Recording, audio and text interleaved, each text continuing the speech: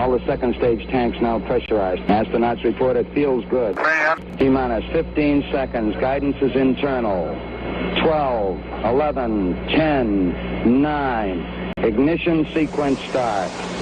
6, 5, 4, 3, 2, 1.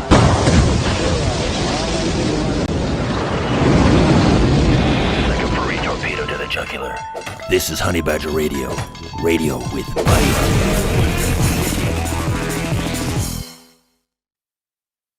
Hello and welcome to HBR Talk 382. They smile in your face. And all the while, all the time, they want to take your place. The backstabbers. And we are unfortunately back to that because I couldn't find anything light and cute that I thought we could discuss instead of this tonight. This is kind of important anyway. It's a coup attempt, and it might still be. They might still be trying to do this. They probably are. Even after they get caught, they usually will try to, oh, we're not doing that now. We've stopped. We're sorry. We apologize. But then in the background, like, all right, well let's pivot to this, and we'll call it something else. We'll relabel it and everything, but we're still gonna do the same thing. So that's where we are tonight. Sorry guys, I'm your host Hannah Wallen here with Nonsense Annihilator Lauren Brooks and the personification of perceptivity Mike Stevenson.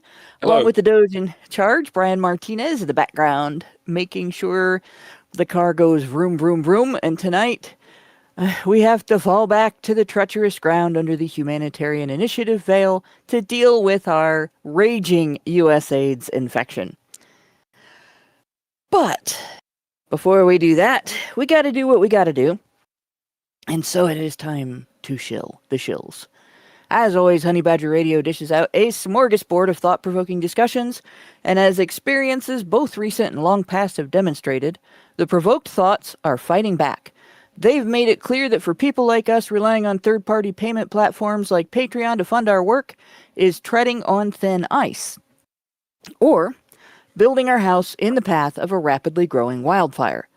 In light of this, we strongly encourage our supporters to switch at least their support for us to feedthebadger.com, the most stable way to help us out. And if you want to tip us directly instead of relying on any social media platform's tip jar, the link for that is feedthebadger.com /justthetip. So that's feedthebadger.com /justthetip. Because you don't want to slash the whole thing. That kind of leads to gender ideology, actually. And as always, the same risk applies to our social media platforms, both the wildfire risk and having the whole thing slashed, which is why you should further provoke the thought police by tracking our thought-provoking discussions on honeybadgerbrigade.com, where you can find your way to all of our content, as well as a link to feedthebadger.com in the drop-down menu at the top of the page. And, oh my gosh, Murder of Crows is on it tonight. Yes, herpes, gonosyphilades, yep. These agencies that fund these NGOs that try to enact coup attempts against the nation that is feeding them. They're every STI in the book just kind of like morphed all into one big ball of STI, and then now they've shoved it down our throats. So what you're looking at is a Twitter thread we've been going through, and we will start there. But there's a rabbit hole, because there's always a rabbit hole. There's always a fucking rabbit hole, guys. There is never just a simple discussion about shit. So tonight we're gonna dig into that hole. And yes, the innuendo is strong with this one. But they asked for it. They've been asking for it. And top of their lungs, screaming for it, begging, please dig into our hole. And so we will. But with that, I want to remind you before we do anything else. The last thing that we looked at was this gobbledygook of a sentence that they left us with, trying to explain briefly. Okay, guys, here's what we're doing. So we're gonna listen to that again because holy fuck. The foment of the current constitutional crisis is our opportunity to catalyze and synergize a dynamic change making fractal ecosystems capable of co-generating the emergence of the new thriving together based socio-political economic governance systems. That is a long sentence. Even they have to admit that the buzzword soup is a little too rich, right? So what did they basically say there? let's go over it again.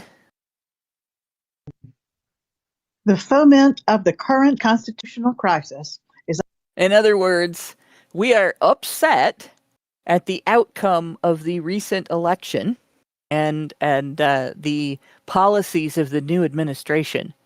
Not that there's actually a constitutional crisis, not that it's actually being supported, as a constitutional crisis, and not that there is actually a coup going on from the side they oppose. This is called a fair and free election in which the people had their say, and the administration came in and began doing what the people said we want. Like that's what has them so upset. But yeah, the foment of the current constitutional crisis is our opportunity to catalyze and synergize a dynamic change making. In other words, this is our opportunity. This new administration, they don't have the experience that the existing establishment has with working with the bureaucracy to maintain a stronghold over the people, and so we can sneak in under their radar and do things behind their back. That's what she's saying there. A dynamic change, making fractal ecosystems capable of co-generating the emergence of the new thriving together. Meaning, we could take all the tiny little organizations and departments and agencies and sub-agencies and offices and so on, and conspire to overthrow them from the inside and from behind their backs. Based socio-political economic governance systems. That is meaning that what they're going to use isn't a military overthrow, right? It's not an information war that gets the people on their side.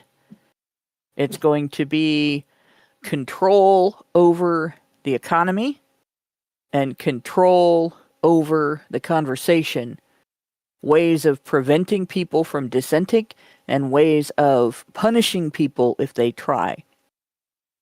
a long sentence. And that is a long sentence.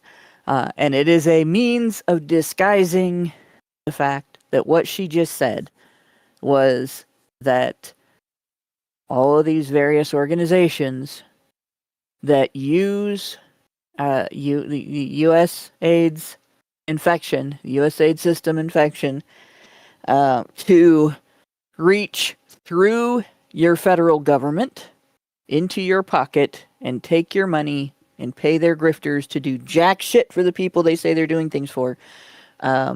All those people, they're going to try to conspire to get a clamp on the economy through various means of controlling how money flows, so that if you dissent, they can punish you.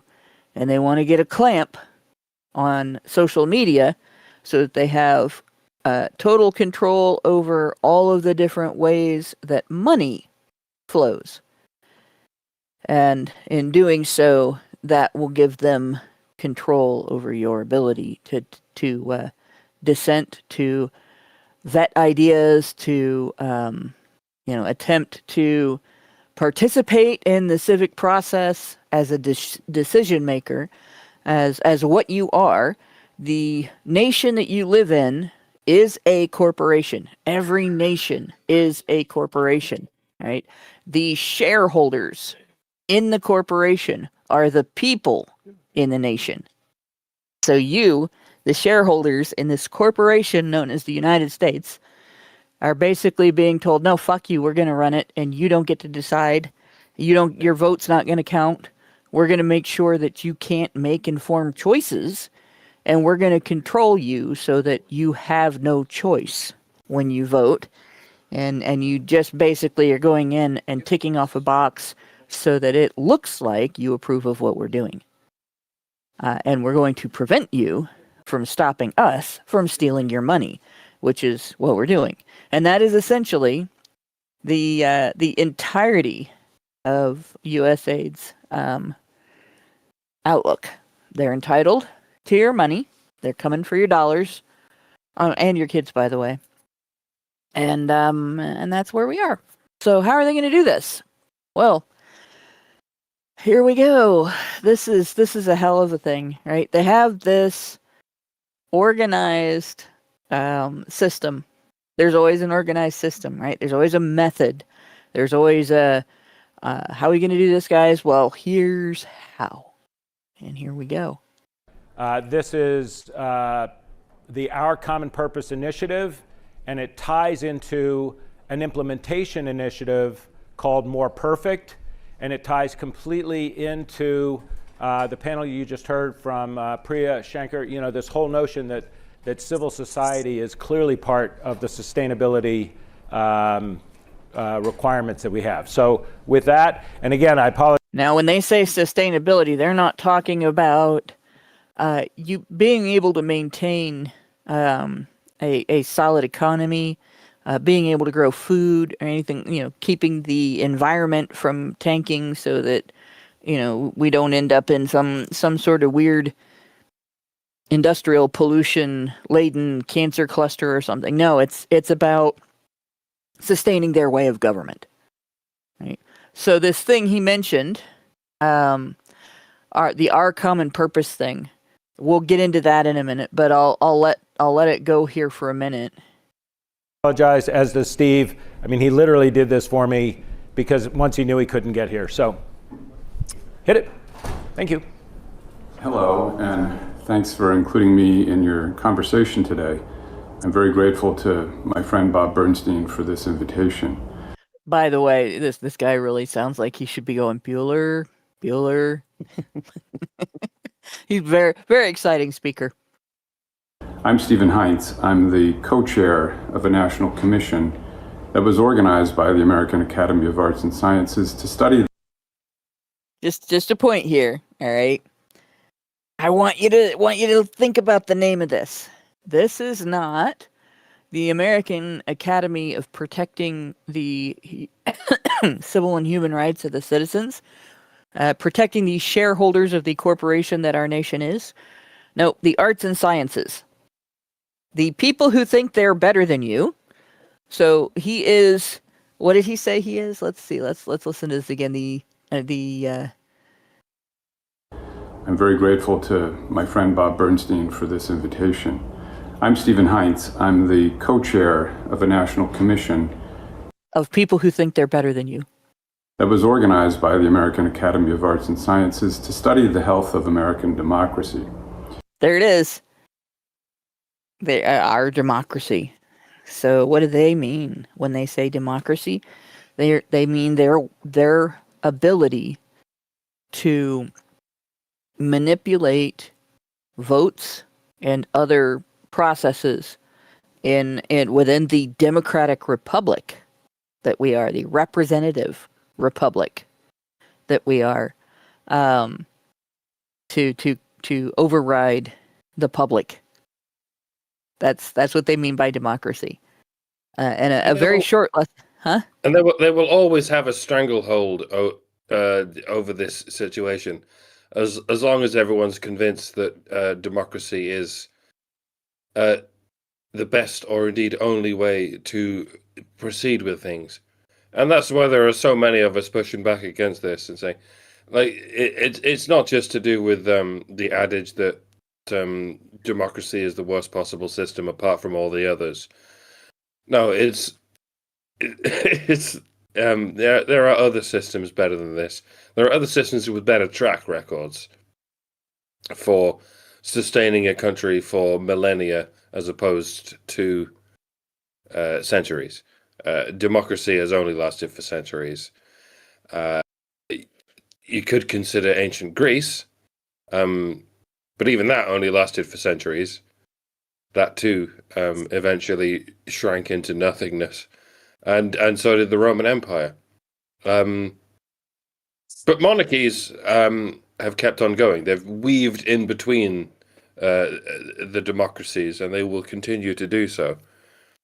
It's but it's a tricky question as to what degree we can ever get back to that, or if we can get beyond that into something that's neither monarchy nor democracy, like anarcho-capitalism. Oh no! Oh, he said it. Yeah, I said it. It's it sounds like pie in the sky, but we do live in different times, in very different times, and maybe there's such a thing as anarcho-monarchy. What? What's it? I'm trying to think as flexibly as I can, or anarcho-capitalist monarchy, or whatever it is. Whatever combination of things will work. But this constant insistence that the only thing that can work is democracy it seems to be finally having its legs like shoved out from under it, because especially given that it's conducted by people who call it our democracy, and we're trying to translate what they mean by our democracy. They don't call it the democracy. They don't even call it democracy without the definite article, or without an indefinite article. Like, a democracy is our democracy. Like, why do you insist on calling it that? It's for the same reason communists kept calling everything the people's whatever it was. That's what democracy means, ruled by the people, and it's obviously a euphemism. Like the way the Soviet Union called everything the people's thing, but it was never the people's thing. It was the ruling class's thing, and that's what they mean by our democracy. It's not the people's thing. It's because it's something that the ruling class speak of. It's, if anything, it's our oligarchy. Yeah, pretty much. Yeah. When they say that, what they are saying is, we are the owners of this so-called democracy, and they're not enamored of democracy because they think it gives everyone an equal say. They're enamored of democracy because they think it gives them a better opportunity to manipulate the system by stacking the deck against individuals. And it does. It gives them a perfect opportunity for it. In Ohio, when my parents were teaching, the school systems had a debate going on when my parents were young teachers. Do we become a closed state for union schools? In other words, the state and national teachers associations, the state and national teachers unions, they wanted to set it up so that in the public school system, all of the schools, all of the teachers had to be union members, as in closed shop.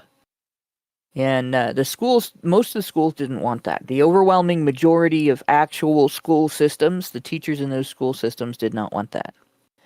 Right? But in the urban areas, the teachers did want that. And there were more classroom teachers in bigger school systems in those areas.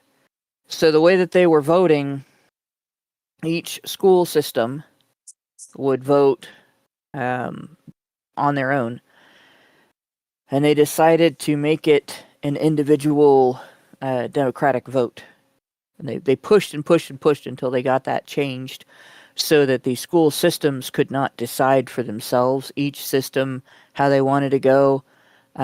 What they had instead in the school systems prior to the unions was professional associations, which were more similar to the old-fashioned guild, where they did create standards and practices as the unions do, but the teachers themselves, the individual teachers in the local school systems, had a lot more input into that, and it wasn't top down; it was bottom up. And so the people that worked with and observed the behaviors and needs of the students were the ones who were most active in deciding what they should be doing for the students, what the students needed, and how to best serve them. And then along comes this change.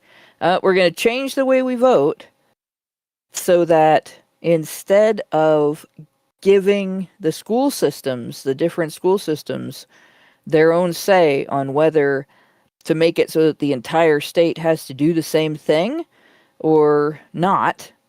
And you know, they could have gone through and said, well, our school system is going to be a union school system, even if other school systems are not.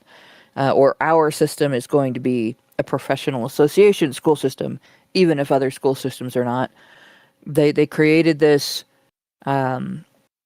this manner of voting in which the number of teachers in the urban areas were able to overwhelm the vote and force the country schools, the rural schools, basically, and the small town schools that did not need to have a national association controlling their curriculum into accepting and joining the National Education Association. And they did this in every state. Once they had a strong grip on the entire country, they began inserting, by the way, the world is going to end in 10 years if we don't stop fishing, into the curriculum. And it wasn't just in science class where, you know, parents might actually read what the kid is learning and say, no, wait a minute, I'm going to push back on that a little bit. Just like it wasn't just in health class when they introduced, by the way, you might have been born in the wrong body, and you get special treatment in the classroom if you were. In fact, you're nobody if you are content with your gender and content with your sexuality. Oh, and by the way, 5-year-old kid, sexuality is blah blah blah blah blah. Like that's where we ended up as a result of that, right? And they basically stiff-armed the entire country into that by changing the way the system for voting it into place worked to overwhelm the majority of schools, the majority of communities, with the populace of the minority of communities that were urban areas. They could have done this without forcing it on everybody else. So just keep that in mind, right? And we'll see a little bit more what this guy has to say. We worked together for more than 2 years, a very diverse group of Americans from all parts of the country, from different sectors of our society, and with different political perspectives. And So this has been a long-standing conspiracy. They've been working on this individual project. They organized this project and have been working on it for 2 years, which means this is part of the long march through the institutions. Yes, Murder of Crows. I remember that. 75 Murder of Crows 7512. Weren't we supposed to be under 2 miles of ice since the late 70s? And yeah, my area kind of had a panic about that in 1978 when we had a blizzard, and the snow drifts in various areas got as tall as Canadian snow drifts. So we were driving in between walls of snow for a few weeks after that. It's happening. It's happening. Well, no, it wasn't happening. It's just that Ohio is flat up north. Southern Ohio is slightly less flat, and as you get to southeastern Ohio, it's even much more less flat, if that makes sense. There's hills in that part of Ohio, the actual real bumps in the ground and stuff. But where I grew up, it's flat. It's flat. And because it's where the glaciers scraped everything off and just rubbed it smooth. And at this point, we're being told about rising sea levels, and that means most of the Netherlands is going to be underwater. Well, they've been told that they're going to be underwater in a year forever. now for the last few decades. And they're like, no, we seem to be doing just fine. Thank you very much. If you build these man-made structures to make sure we don't become underwater. That's a fucking dog accent. That's but okay. It's true though that's what they've done. They've pretty much conquered it. What is it? The Maldives or whatever it is? This series of islands in the Indian Ocean that's it's got the lowest elevation of any country. Like the highest elevation at any point in the series of islands is 25 meters or something, and they've been warned for decades now that they're going to be the first to go underwater, and they're still there. Just no, hasn't happened yet. We're bracing for the worst, but the shoreline doesn't seem to have budged a smacking inch so far. But yeah, we believe you. Give us all the money you have to make sure that we can prevent this from happening. Look, I'll believe it. I'll believe it when wealthy politicians quit buying shoreline properties. Yes. That shit is just how more in your face can you be? Yeah. Talking out one side of your mouth, oh my god, the world is gonna all the glaciers are melting, but let me buy this $9.5 million sprawling estate. Get the fuck out of here. On the beaches of California. Yes. To be fair, they have enough money to just abandon those particular properties because they have a dozen other properties elsewhere in the world. But you can examine what's actually happening to the sea levels and the shoreline, and that's what's important. They're never going to leave those houses because the sea isn't fucking moving at all. That's what's important. There's another thing that you gotta pay attention to as well. All right, the ice that is floating in the ocean, if it melts, that doesn't matter at all. Okay, it's the ice that is sitting on something. If it's on top of something, the ice that's on land or the ice that is propped on the bottom of the ocean and goes all the way from the bottom of the ocean to the surface, where it stands up out of the ocean because it can't sink any further. If that ice melts, that might make a difference. I want you to take a clear plastic cup. Yeah, that's what I was going to say. Fill it with water about halfway, and then put ice in it that doesn't touch the bottom. Just put any ice in it at all. It doesn't touch the bottom. And I want you to see what happens to the water level. Mark it with a marker, and see what happens to the water level as that ice melts. It does not overflow over the sides of the container. This is a simple physics experiment that they should teach you when you're fucking 12. Yeah, but they're busy scaring the shit out of small children because they can't convince adults that ice will behave differently in the ocean than it does in other water. So again, unless they then come through and say, well, all the land mass ice is going to melt, and that much ice will actually raise the sea level somehow, then their fear mongering isn't going to work, right? So yeah, it's kind of pathetic, but yeah, this has been going on for a long time, guys. When my parents first heard from me that, I came home from school all upset because of some of the environmental stuff I was being taught. And my dad was like, when I was in school, they told us we were severely overpopulated and that by the time you were born, there wouldn't be room for two people to stand together. We would all have just a standing room only left on Earth at the rate of birth in the world. Because they weren't considering the rate of death in the world or the rate of scientific advancement that allowed buildings to be made that lots of people can live in a small amount of land and so on. But in the meantime, none of that has ever happened. Like every prediction they've made, none of it has happened. We haven't run out of fish. Every 10 years for the last 70 years or so.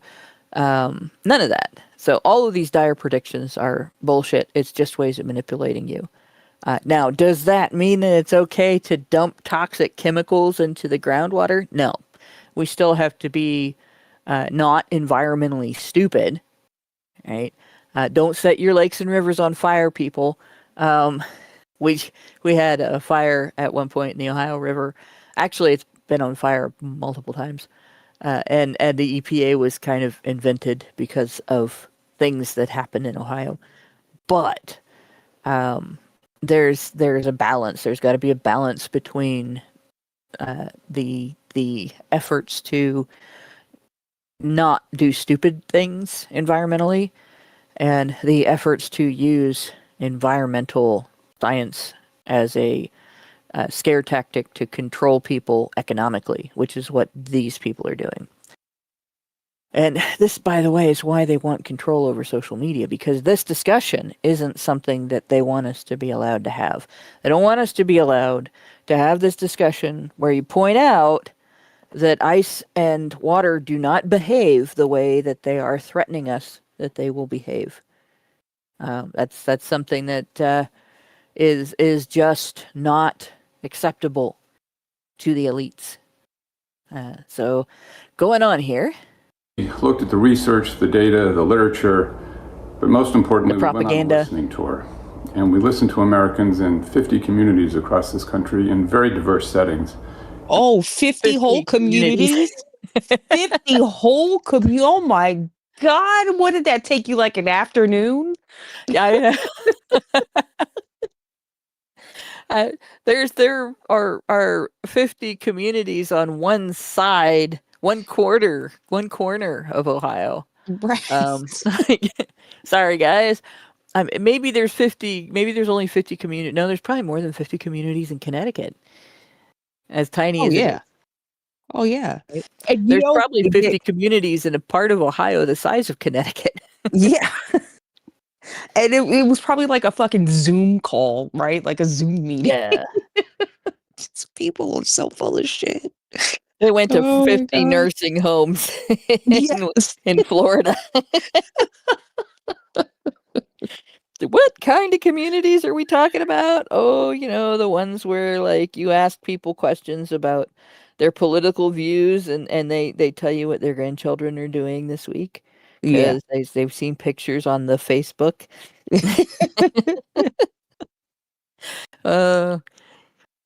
Yeah, no, I hate to make fun of this, but I'm sorry. That's pathetic. 50 communities. That's it. That's all they talk to.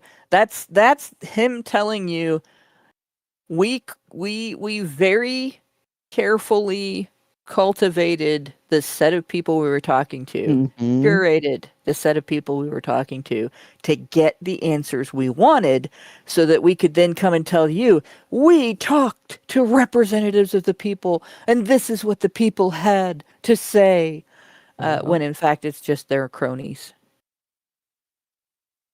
And with very divergent points of view. And we came away from that convinced that our The very divergent points of view are, well, the Titanic is sinking. We think that the chairs should be placed in a star pattern. And the divergent point is, no. The chairs have always been in rows. We need to put them in rows. Mm-hmm. But nobody has considered the possibility of not running into the iceberg. democracy needs not only to be reformed, but really, in a way, reinvented, reimagined. Oh, there's another one. What did he just say there? Let's go back. Not that far.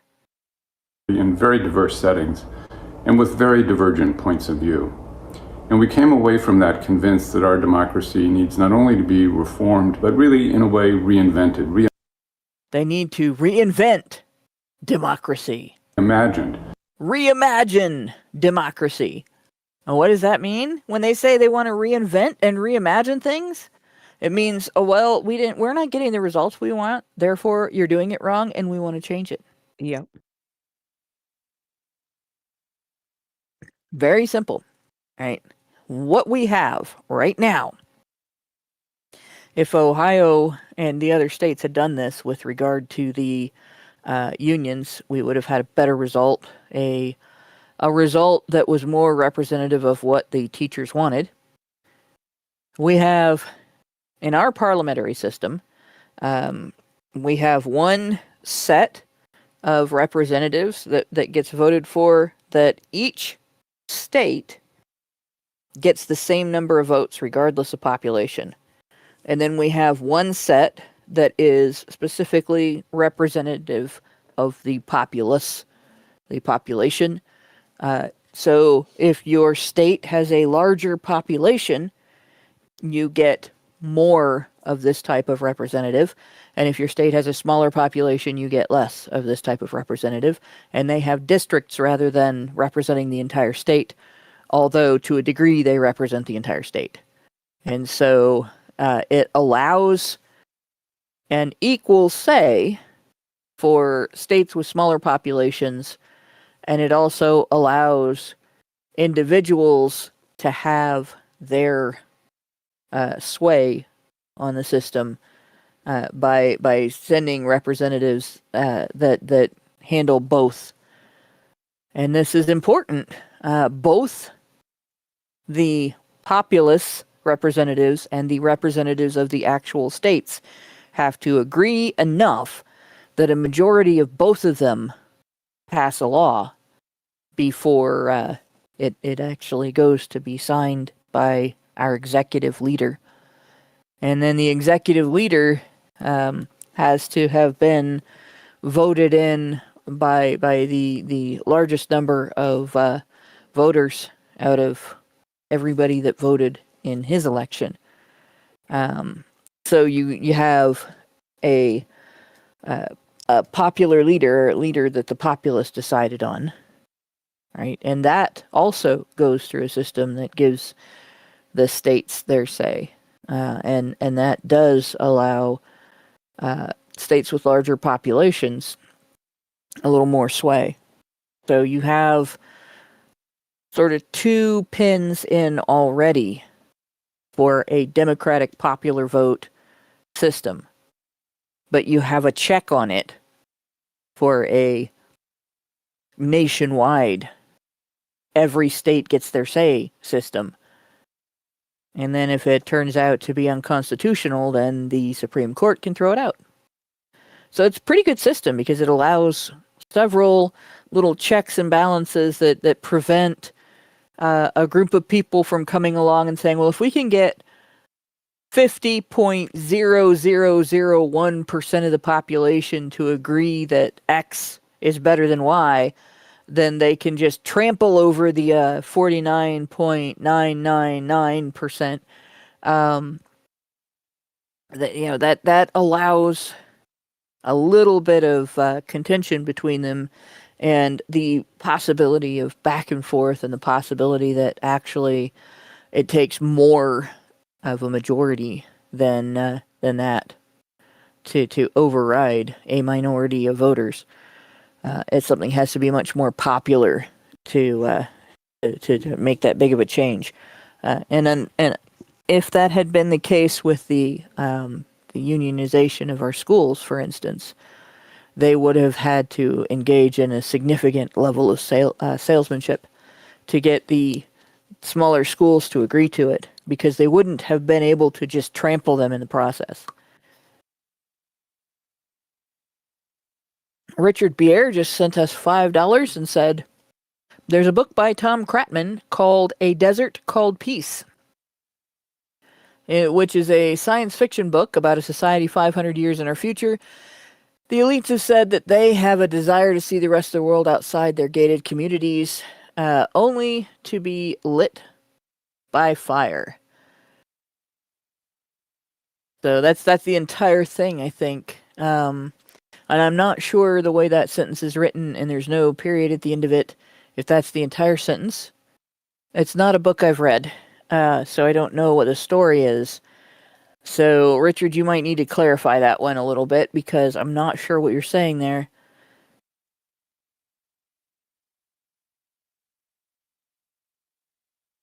Whether it's if they want to leave their gated communities, but they catch on fire when they leave, or if they only want that area to be lit by fire and no place else, or what. I'm not sure there.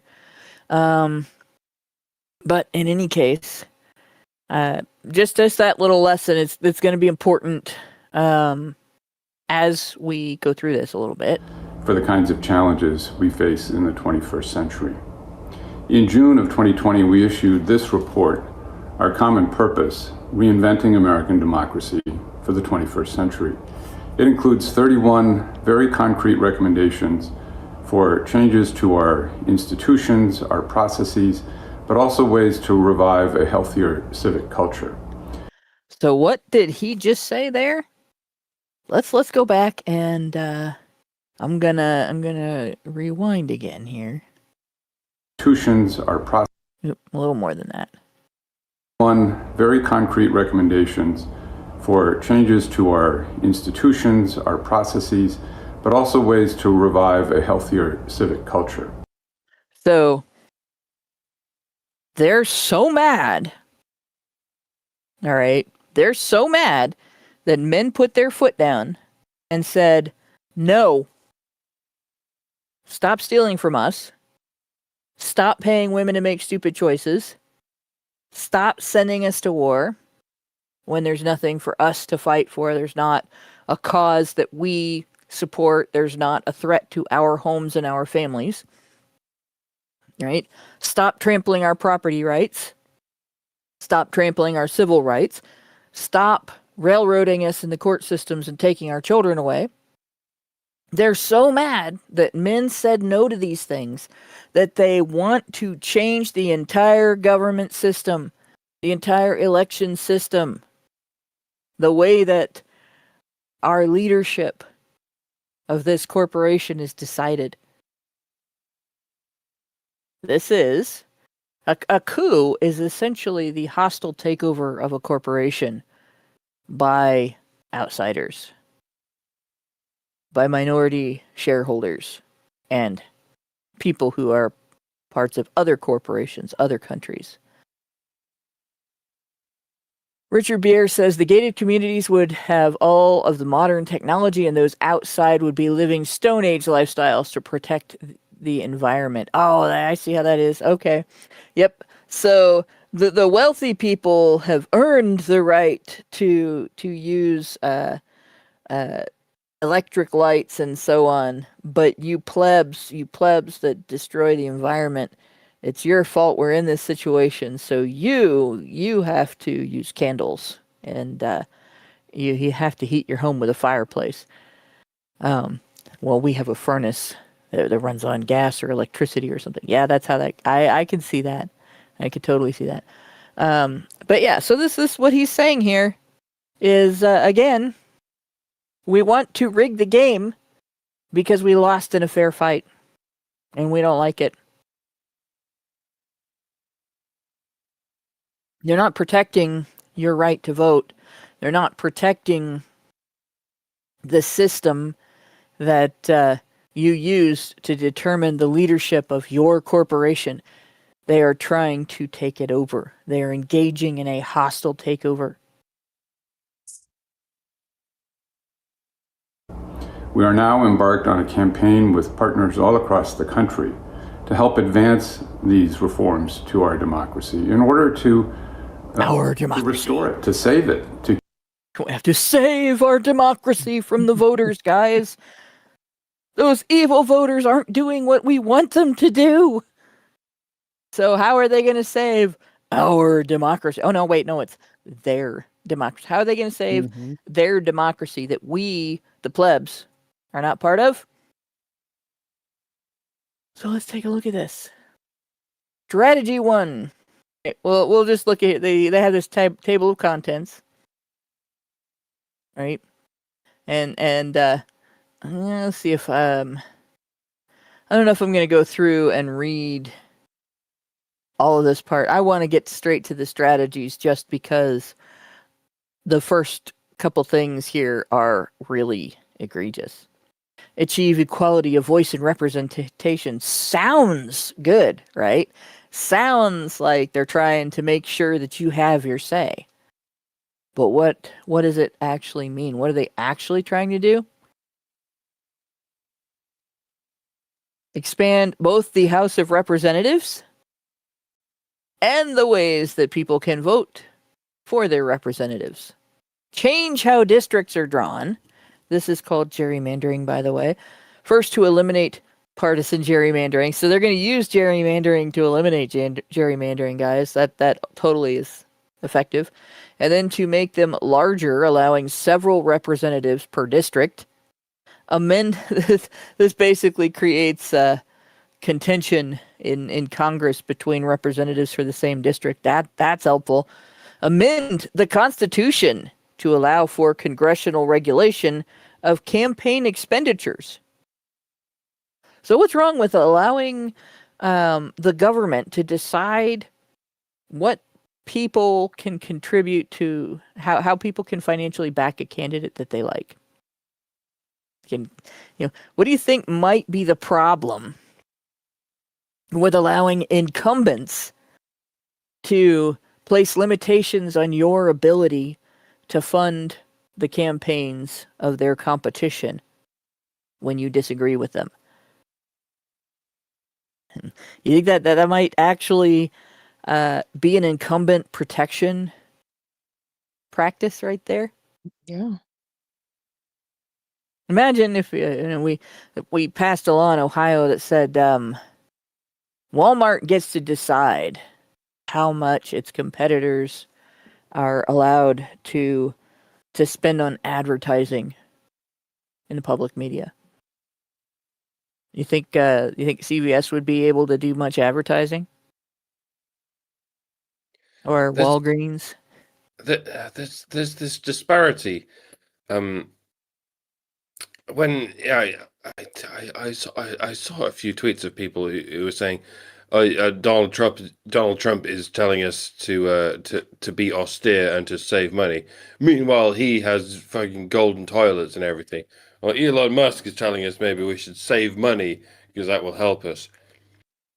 And all these evil fucking billionaires are telling us, a good way to save money is to save energy. That's right. And they're all, well, you can't tell us this. You don't save money. You're spending billions because you have billions. Meanwhile, the government is telling them,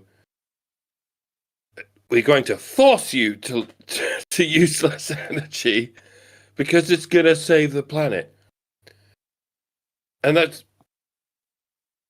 the difference between giving someone good advice,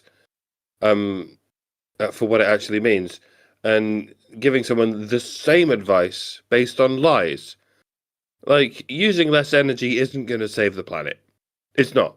The fucking planet's going to be fine. I mean, this fucking whole other thing. If you're gonna save energy, it should be for your own good.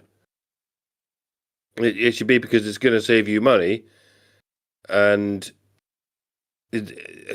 frugality is its own virtue aside from anything else. Like, because it prevents you from being accustomed to using too much energy of any kind, really. And people should get on board with that. They should be like, yeah, I should save money. Regardless of the fact that people who can afford to spend money are spending money, I should still save money, no matter how poor I am. Because, I mean, that's how you get rich in the first place. That's how... in the meantime, the other billionaires, the fucking grifter ones, and especially the government, which is itself a trillionaire... there's no such thing as a trillionaire individually, but most world governments are trillionaires, and they're not individual humans, but they are machines. They're corporations. They're trillionaire corporations. Yeah, they're machine trillionaires, and they're here telling you, no, you should be frugal. Because it's going to save the world. In fact, we're going to force you to be frugal because it's going to save the world. And that's... like, it's not going to save the world. And yet they're forcing you to do it. This is bullshit on two different levels. Like, they're not telling you to do it for your own good. They're telling it to you because of some... nonsense that's going to convince you that you're some fucking environmental freedom fighter who's going to save the planet, even though the planet's going to be fucking fine. And meanwhile, they're not even asking you, they're not even advising you to be frugal. They're going, yeah, no, we're going to fucking steal all your money to force you to be frugal. And these fucking dickheads are like, yeah, no, that's fine. Yeah, that's good. Everyone should be on board with this. And anyone who's not on board with it is a fucking Nazi and a fascist. Shit. Oh, there are so many layers of this clown world that it drives me to drink. Well, the sad thing is they have successfully convinced people that money is something that it is not. Right? All currency is, of any kind, is a placeholder. It doesn't represent anything else, right? You spend the thing that everybody has the same amount of to get it. Right? Nobody has more minutes in their day. Everybody has a 24-hour day. And when that's up, it's the next day. It's not the same day anymore. And everybody needs pretty close to the same amount of sleep, the same amount of food, and time to eat, downtime from working. The only difference between people is, how much of that placeholder they can command for the labor that they do during their non-downtime, during their uptime. And that depends on a whole set of factors. How difficult your labor is, how dangerous it is, how many people can do it, how badly people need it to be done. More people are willing to give you more placeholder for your labor if most people aren't smart enough to do that labor and they have to pay you because there isn't somebody else to do it. Or most people aren't tough enough to do your labor, so they have to pay you because there isn't somebody else to do it, or it's too scary or too dirty, and they just don't want it. They'd really rather you do that, or if it took you a long time to learn how to do it, things like that, and of course, how much other people's labor you have to invest in to get the materials you need to do your labor. factors in, things like that, right? How much it costs other people. And how much you end up with at the end of the day depends on the wisdom of your labor choices and your capacity for trade. And that's it. It's that simple when it comes to how much money people end up with. But the other thing is, because that's all it is, it's a placeholder. And when you spend that placeholder, what you are doing is you are paying for other people's time to do things that you don't want to spend your time doing. I pay farmers to grow my food by giving my money to the grocery store for that food, knowing the grocery store is going to give it to the distributors who are going to give it to the farmers. Right? And that's the way that works. And obviously that's a little oversimplified. There's a lot more middlemen than that. And sure, I could grow my own food.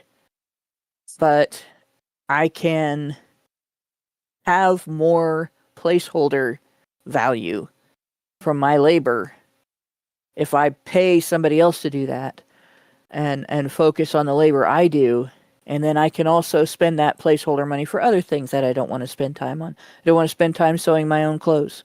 I don't want to build, well, I kind of do want to build my own car, but that's a whole different story. I really can't build my own car and do the other things I want to do. You have an ambulance. You don't need a car. Yeah, I know. That's true. We did just purchase a decommissioned ambulance. But if you want to learn more about that, you need to go to Feed the Badger and find out how to join in on the patron-only after shows for HBR Talk, where I spend much more time talking about the ambulance. But if you want to know a little bit about the United States, that ambulance came from Kansas, so the first thing we had to do is replace the windshield. But in any case, yeah, it would still be really fascinating to build my own car, but I don't know that I have the skill and the talent necessary to make it street worthy. And the whole point would be to have something that I built that I could drive, and if that's not going to happen, then I would be wasting my placeholder earning capacity doing that. So yeah, essentially, if you don't want to be like, as David Loboy pointed out, a Neolithic subsistence farmer, you use placeholder or money to pay for other people's time and other people's labor, other people's expertise, other people's intelligence, and so on, other people's wisdom. But your so-called betters that want you to become part of a communist system want you to believe that that is a bad way of doing things, that it's theft if you voluntarily trade your labor to get placeholder money, placeholder currency for your time, your labor, your intelligence, your wisdom, and so on, your expertise, and then spend some of it to get a variety of different things that you wouldn't have time to do for yourself in a given day, and your life is easier. Right? That's theft. You're being ripped off, and you're ripping other people off, according to these folks. They hate that. But in the meantime, yeah, they do it, and most of the time, the people who are mad at you for that, for living that way, not only do they live that way, but they live that way so effectively that they have so optimized their ability to obtain that placeholder that they have way, way more of it than is necessary to create sustainable, secure living for them. They have disposable placeholder. And their disposable placeholder, the way the economy works, is if they hoard that disposable placeholder, it takes away from every individual who is trying to earn placeholder by selling things or services or a combination of both.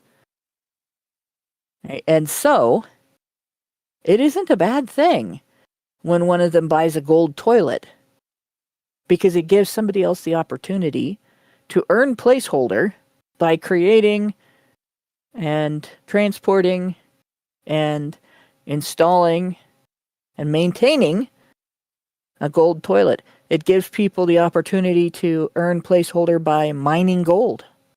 It gives people the opportunity to earn placeholder by figuring out how to make a toilet work, even if it's made out of a very, very soft metal instead of porcelain, which seems like it would be problematic to me, but to each their own. Also, can you imagine sitting on that in New York during a nor'easter? That thing's got to be cold. What the hell? There's no way. They need to have like a heater to keep the toilet, keep your ass from freezing to the toilet. Right. I don't like sitting on porcelain in Ohio in the autumn. So, like, come on, guys. But yeah, the idea that there's some immorality toward having that placeholder for your labor and your time spent and your expertise and how necessary what you're doing is and how hard it is to get somebody else to do it and so on, so that you can diversify your ability to get things and get services from other people so that you don't have to do everything yourself for yourself, and you actually have downtime, which is something that, you know, the Neolithic subsistence farmers did not have downtime. Okay, they worked all day and they slept all night and they got up the next day and they worked all day again. Very little downtime. Like you get to read a book. If books had existed, they didn't. They wouldn't have had to. You get to go. You could be an entertainer for a living if you're good at it, and very, very few people can say that. But fewer can say that in an environment where people have to do everything for themselves and nobody has time for entertainment. We're starting to dread a certain future when people rely on AI for their information. But once upon a time, nobody had books, and they relied entirely on oral information. They just talked to each other. Like they didn't have to remember all these graphic symbols on these pieces of pulped wood, and they were really, really good at talking to each other because that was the only kind of communication they had. People often assume that people in the past were really stupid, but in all likelihood, they were extremely orally efficient. Now that sounds like an innuendo, but it's not. I mean, they were probably much better at talking than we are. Because, like I say, Besides, it's an innuendo. In your endo. But you know. Yeah. Well, and that is the point. Like, you would be better at the things that you had to do. It's just that you would only have time for the things that you had to do. Now we have time for things we want to do. Right? Yeah, and yeah, Richard Beer says it's probably gilded porcelain. I hope so. Can you imagine how much that sucker would weigh? Imagine being the guy that has to handle the transfer of that from the manufacturing system to the truck, handle the forklift. Like, you gotta hope that it doesn't counterbalance the forklift. Gold is heavy, like it's incredibly heavy. But yeah, so I mean, this is why you should be suspicious of the elites, right? They tell you it's immoral and you're being taken advantage of when you engage in a system that actually creates luxury for you. In this country, in my country, in in Lauren's country, we can have simultaneous designation of poverty where we're labeled poor by our government and by the rest of society, and have not only enough clothing to wear, enough food to eat, a roof over your head, shoes. Where there are places in the world where if you're poor, shoes are not a thing in your home. You don't have shoes if you don't make them yourself, right? But you can have a car and be considered poor. You can have an entertainment system in your house, a television, a video game system, and be considered poor. Be eligible for public assistance. You can have pets, animals living with you that you're not going to eat and that don't do any work, and be considered poor. You could pay for their food and afford your own food and buy drugs or cigarettes, which are technically drugs. Coffee is a drug, alcohol. You can have money for those things and still be considered poor. You can have heat in your house from a utility system. You don't have to burn stuff to heat your house and still be considered poor, right? In our first world nation, our line for poverty is so much higher because we have that placeholder and a system designed around using that placeholder instead of straight up trade or doing everything yourself. But yet you're being told that the existence of that, the fact that it gets used to pay for your labor, and that an investor can make money off of the money that they've invested without adding labor to it because they have purchased so much labor and so on, that's somehow immoral, when it is that system that has raised the overall economy by putting money back into the economy and creating more ways that different people can use their labor, their expertise, their skills, their talents, their intelligence, their wisdom, their creativity, their character to gain placeholder without being limited to a small set of methods for obtaining it. And then they can choose from a broad variety of ways to spend that placeholder to get conditions, services, items, and so on that they want in their lives. It's you're a victim of that, guys. You're a victim of that luxury, that plentiful situation. You're a victim of being part of a nation so wealthy that you can have living conditions that would be considered wealthy in poor countries and be considered poor in this country. Just think about that. To be told that, and to be told that you would be better off if the entire country were stripped of that system, so that it was like the third world country where poverty means not having enough to eat, not having shoes, not having a roof over your head, not having heat, not having a cool environment to go into in the summertime. Like air conditioning, first world problems. Really poor countries, yeah. Richard Bier points out really poor has no toilets. In a country, a third world country that doesn't have indoor plumbing. People think you're poor now if you don't have an internet connection in your home. Yeah.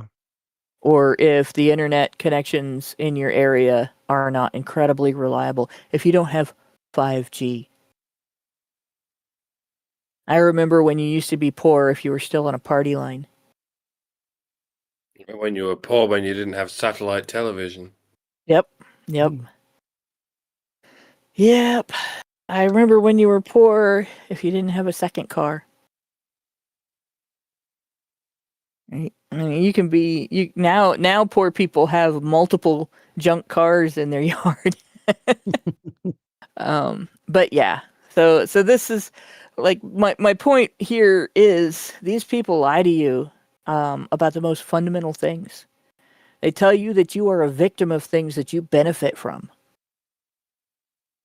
and that they want to rescue you from those things so that you can benefit from what real poverty is like in third world countries, because that would be better for you. Meredith G gave us $5 and said, HBR Talk 382, honey for the Badgers. The BS about democratic reform is like declaration of sentiment. Congressional leadership already control campaign funding to the point where that when a favor candidate loses a primary, the party will literally demand the winner fire all the people who help the winner get through the primary and hire the consultants that will cause them to lose in general. The more you know. Well, or they do what the Democrats did when they wanted Hillary to run, and or was it Biden? And Bernie Sanders actually won the primary, and they put their candidate in instead anyway. They like, no, we don't want Bernie Sanders. We want because Bernie is more openly socialistic, whereas Biden and Hillary tried to at least be semi-covert in their socialism. They were the same. All three of those candidates were the same. Kamala Harris was the same. They all have the same goals. Bernie just doesn't know how to shut up about them. He says the quiet part out loud. Right. Last independent thinker says, I grew up in a town, or with no town water, only tank water, and what was trucked in, no hot water. And we still had those wind-up phones that went to the exchange. Yeah, the ones you see in the old movies where they have to crank it to make it work. My dad's house, when he was young, had something called a cistern. Not to be confused with brethren. They're not the same. A cistern is a big tank, like what Last Independent was talking about. And it catches rainwater, and you use it for gray water. So you wash dishes with it, you wash your clothes with it, you might even shower with it. They did.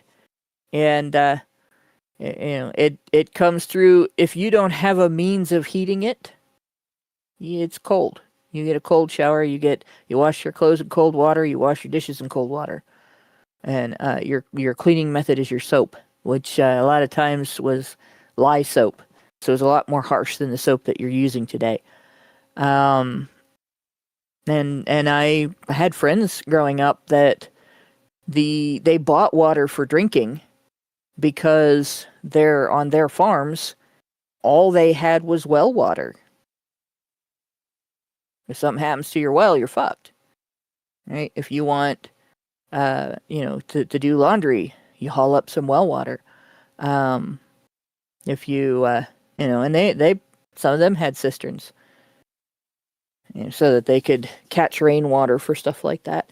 And if it didn't rain for a long time, you didn't have water in the cistern. You couldn't use it.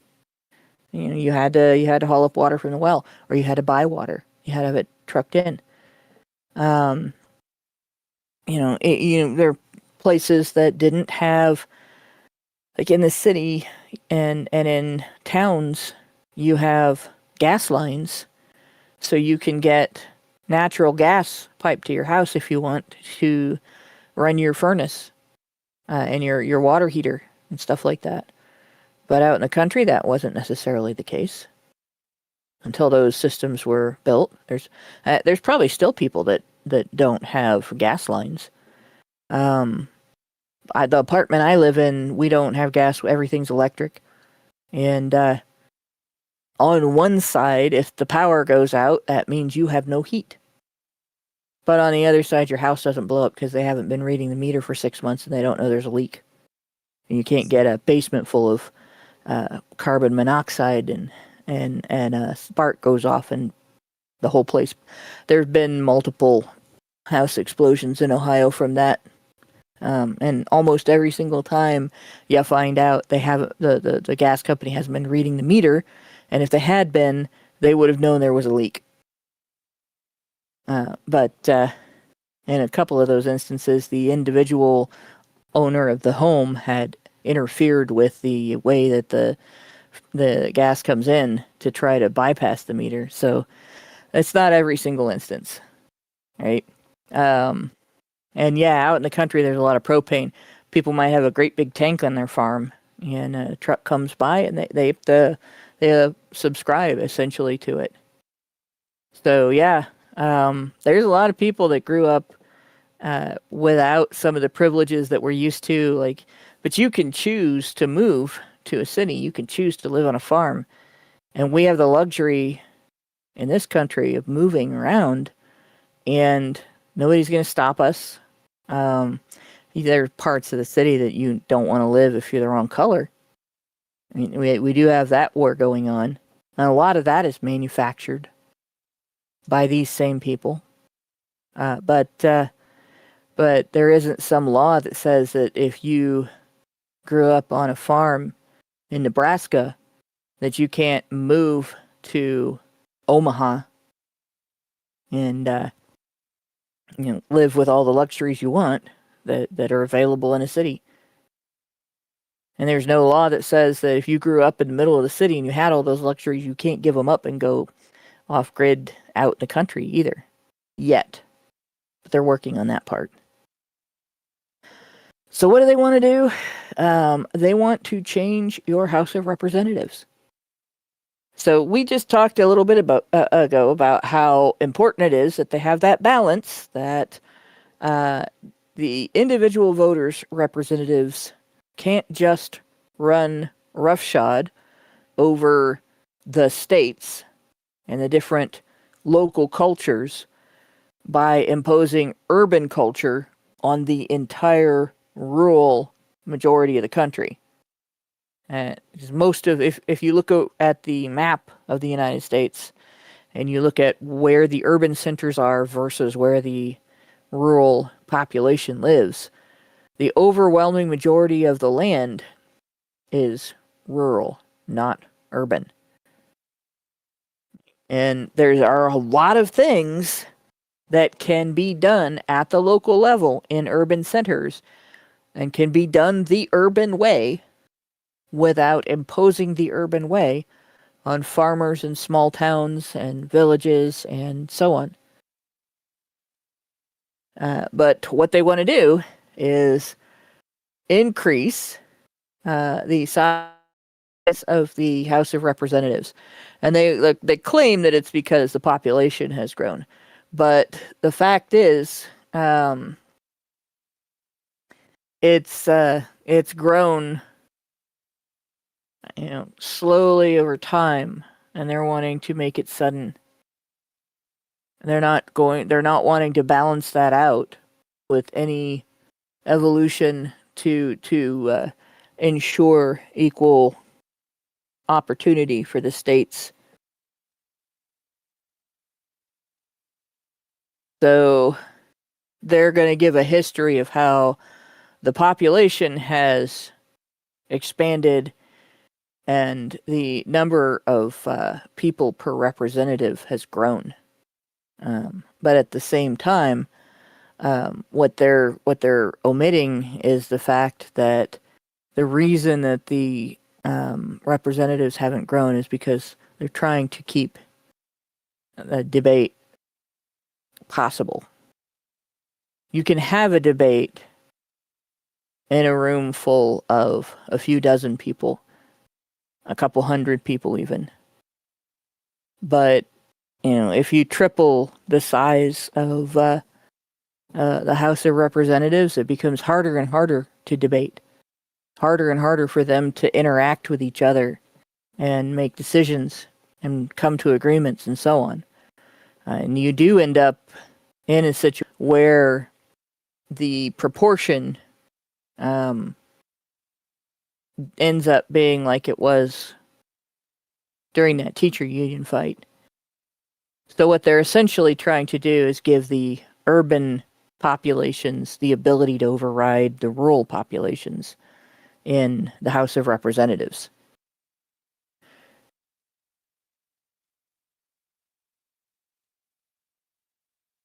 Then the other thing that I wanted to make sure that we talked about tonight is ranked choice voting, which they want to do. They want to make this how the president is elected, how the House and Senate are elected, how your governor and your state House and your state Senate are elected. They want all those positions to be elected by ranked choice votings. Right? So for people who don't know what that is, let's see. I actually looked this up. It looks like I closed the tab. Okay, so essentially ranked choice voting, what they do is, let's say you have 6 candidates running for a political office. And they'll say, all right, you have the Democrats, the Republicans, the Green Party, the Communist Party, which those are 2 versions of the same party, which is the same as the Democrat Party. Everybody that's not Republican is pretty much communist. But you have 6 different parties, in the election, and annually maybe 40-some% of the vote goes to the favored party, and 30 to 40% of the vote goes to the second choice, and the rest is divided by the other 4 candidates. And that happens almost every year in the presidential elections, whereas in the smaller elections, you might see other parties. The independent party sometimes gets somebody in. Once in a blue moon, you get a communist or Green Party person elected, and so on.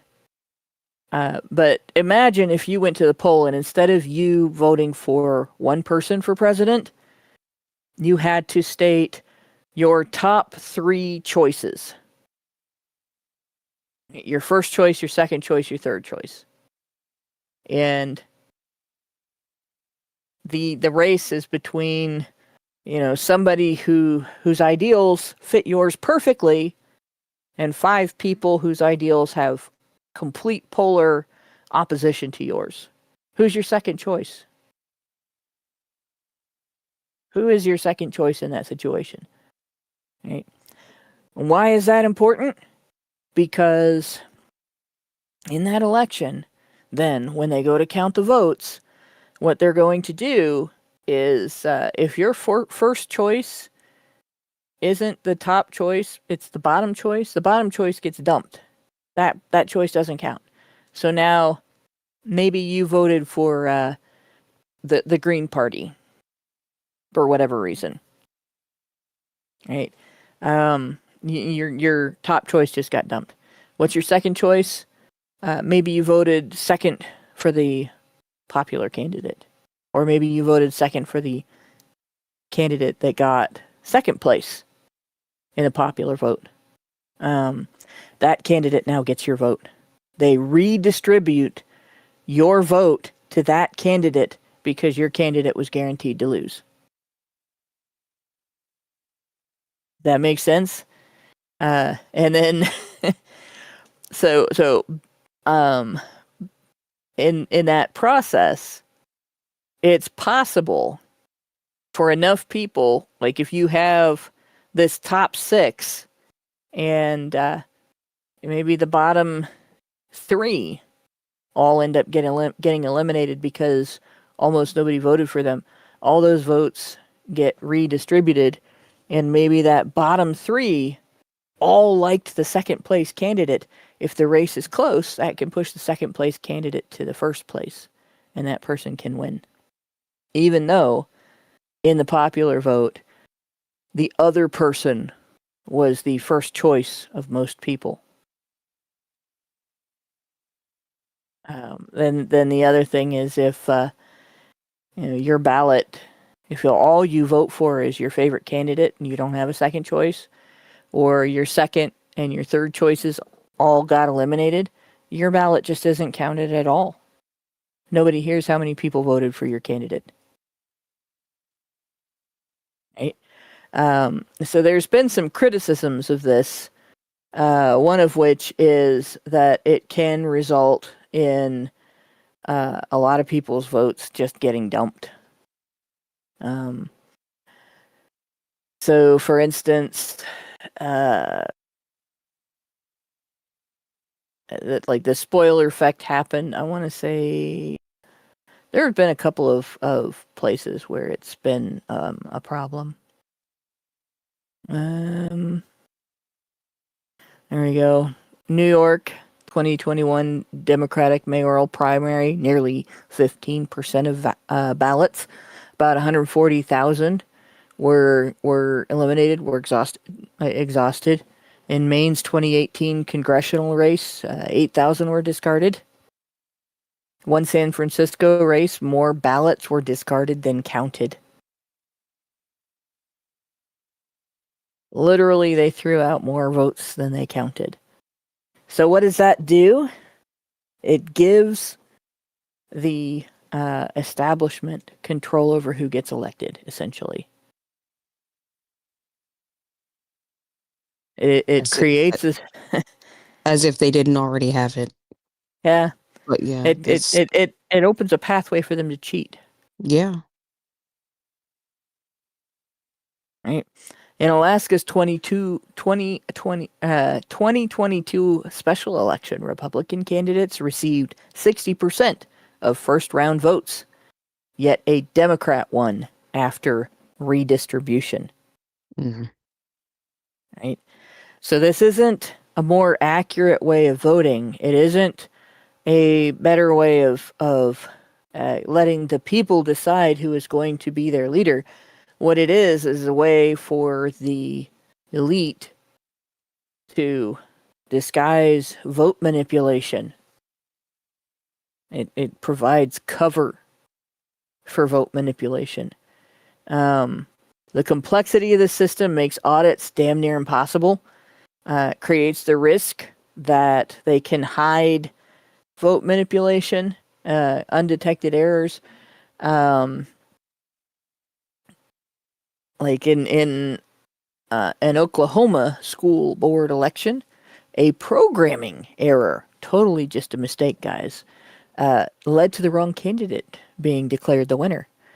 It doesn't eliminate the spoiler effect, may even exacerbate it, right? Make it worse. Where voters rank a less preferred but more viable candidate higher to avoid helping their least favored candidate win. So they like, you say you're looking at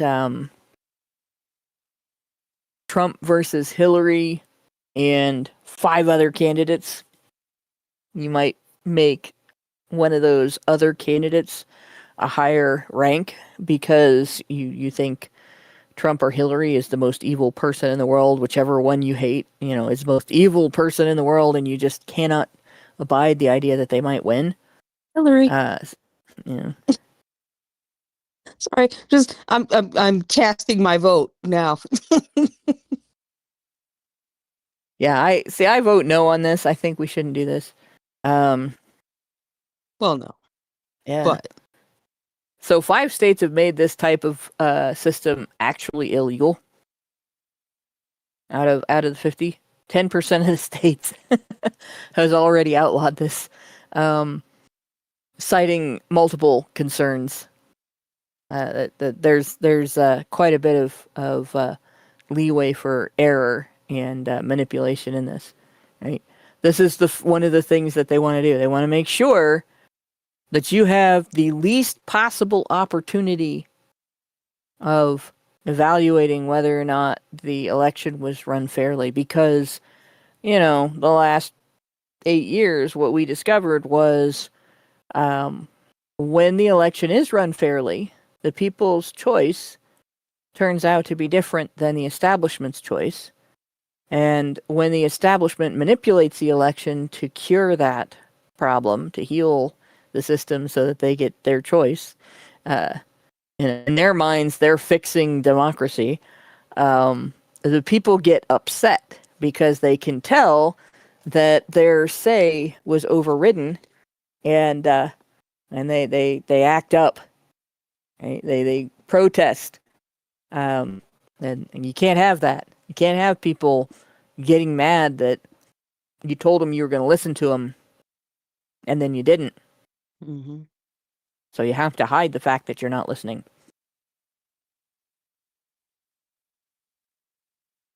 You have to not listen more sneakily. Yes.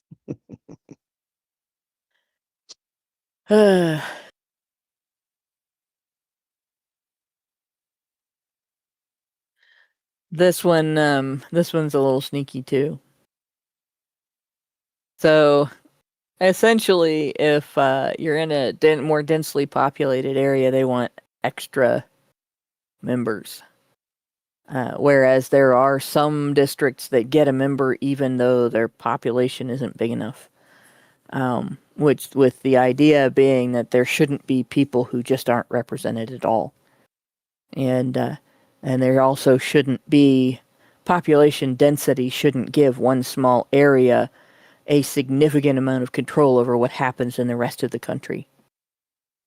Because you end up with a situation where the people of some section of a city get to vote that the people of some other state have to give up income from, say, the oil that's under their state to fund free housing for the people of that city. Like, we just want to profiteer off of these people's labor. We're going to vote for that, and they shouldn't be able to override us because there's more of us than there are of them.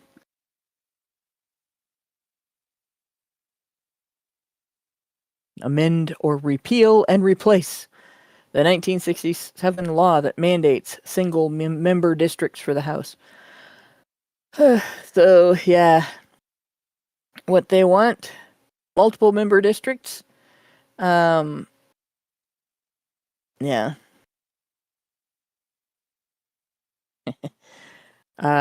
Support adoption through state legislation of independent citizen redistricting commissions in all 50 states. So essentially what they want there, and this is something that's been talked about in Texas recently too. Right now there's a process for gerrymandering that allows the parties their say through a system that gives the government input. What they want to do is take citizens that claim to be independent and put them in charge. So, we'll take your word for it that you're not biased toward Republican or Democrat. Or perhaps we'll take 5 Republicans and 5 Democrats and 5 people who are not affiliated with either party. But notice there's like 6 different prominent political parties in the country. Where's the other representation? So it's just not really changing anything. It's just taking it from the existing model to a new gerrymandering model that there's less oversight and quite a bit more ability to hide one's biases. And this time they're going to provide federal funding for these processes. Instead of allowing, say, you to elect people to do it, they're just going to appoint people. And guess who gets to appoint them, by the way? Do you think maybe the public gets to elect those people? No. Of course not. Of course not. My God. Yeah. Amend the Constitution to authorize the regulation of election contributions and spending to eliminate undue influence of money in our political system and to protect the rights of all Americans to free speech, political participation, and meaningful representation in government. Sounds good again when they say it, right? But what they're talking about, I believe the bill was McCain-Feingold or Feinstein. I think it was Feinstein. Dianne Feinstein and John McCain introduced this bill that limited individual contributions and limited group contributions. So it was intended, according to them, to keep Bill Gates from buying an election by just funneling a bunch of money into a candidate's. It was Feingold. I was wrong. Okay. But to keep, like somebody like Bill Gates from just funneling a bunch of money into somebody's campaign, right? But what it did was, or George Soros, right? Who we right? know actually this is just so fucking backwards. What it does is give them or allow them to find different ways to actually do the thing that they say that they're not supposed to do. Yep. It's just unbelievable, and nobody bats an eye when the people like George Soros will do something like this. But we sent Dinesh D'Souza went to jail for what was it? It was some stupid amount, like some not a huge amount of money that he donated, and he went to jail. And listen, I listen. If the laws are the laws, I'm fine with that being the law. However, when they just look the other way, when the other side does it, it just it drives me insane. Yeah, like when Rosie O'Donnell did it. Yes. Yes. Because every time she got nervous, she she donated to the Democrat Party. Yeah. But the reality is that there are different ways that people do this, right? So you have you rich guys like Bill Gates or George Soros or any other rich guy. Donald Trump might donate to a candidate. Okay, they're donating. But some farm co-op in Ohio can all get together as a group, raise money, and donate. Mm-hmm. If you're in a workplace that has a union, your union donates. Mm-hmm. They donate from the money that you pay as dues. Their union And dues, yeah. even if you opt out, the way they handle that is more of your money goes to pay for operations, and they cut the amount of money that other people are paying for operations, and they still send the candidate the same amount of money. Yeah. So they just say which money is going where. And technically, on paper, they haven't taken your money out of your pocket and donated to a candidate that's going to vote against your interests. But in reality, they have. Mm-hmm. Right? And so when they talk about campaign finance and they focus on individual donors, what they are essentially doing is preventing people who have the ability to increase their income and work together as donors from counteracting union donations and other big organizational donations. But if they focus on those big organizational donations, then they also go after the farming co-ops and so on.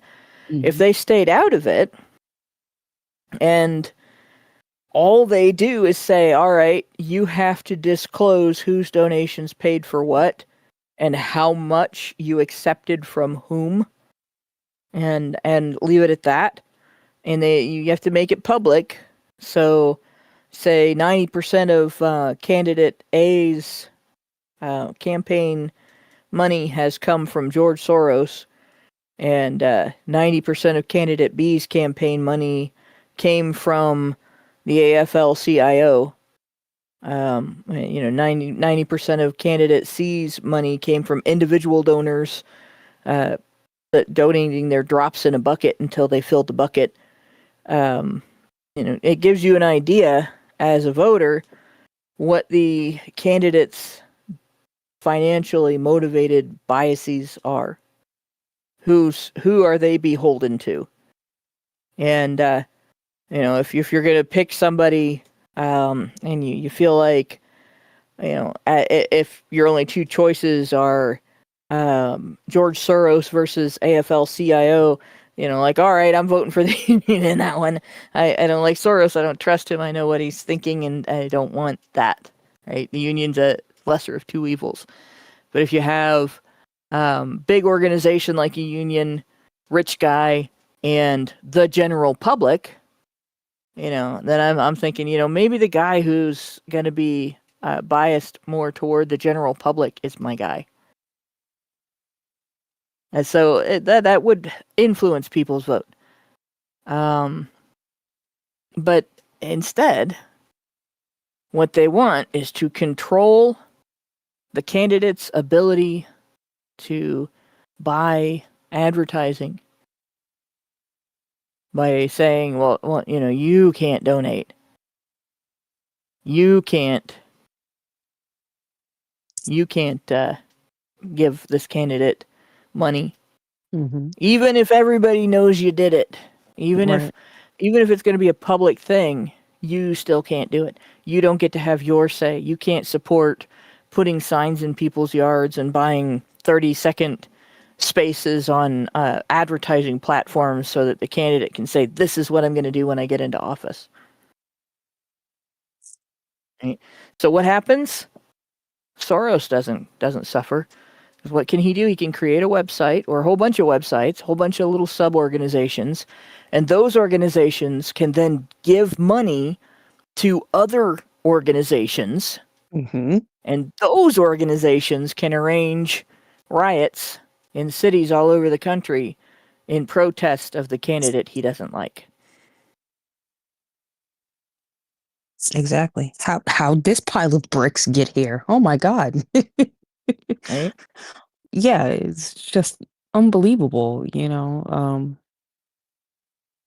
because there's no receipt tracing that pile of bricks directly to George Soros, he has plausible deniability. No, this is the people expressing their opinion. Nobody paid these protesters. It's what they really think. A lot of people hate Trump and they're very angry that he won. Yeah. How the fuck did he win then? Right. Why didn't they vote against him?